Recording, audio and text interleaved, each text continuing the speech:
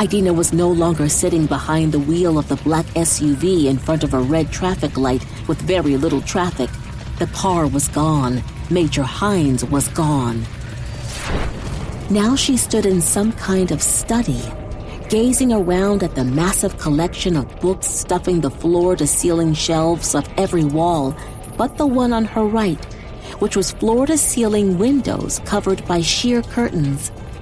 Everything was dark-paneled wood, wrought iron, and a few brass pieces. An empty fireplace sat in the corner, and directly in front of her were 2 armchairs behind a coffee table. One was empty.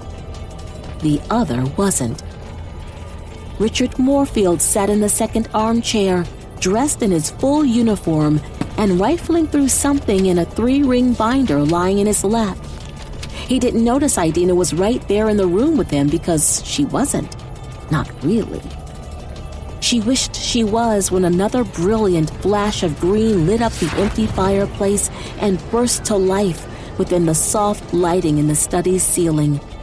Richard looked up from his morning reading, frowned at the flickering green lights, then immediately dropped the binder on the floor and tried to stand.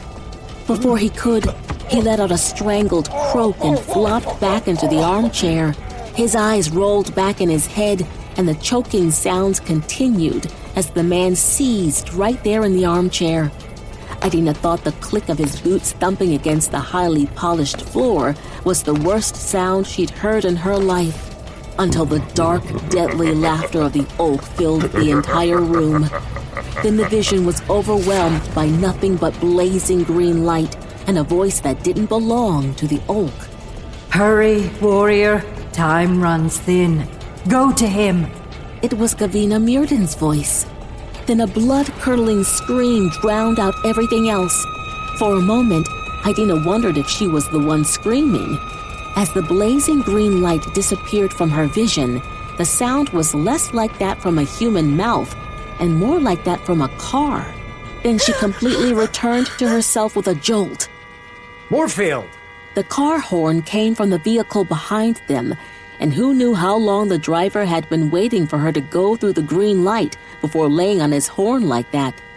Whoever they were, they didn't feel like waiting around for Idina and her SUV to come back to their senses. The car behind them swerved into the left-hand lane and stepped on the gas, passing them instantly before trying to cut her off again halfway through the intersection.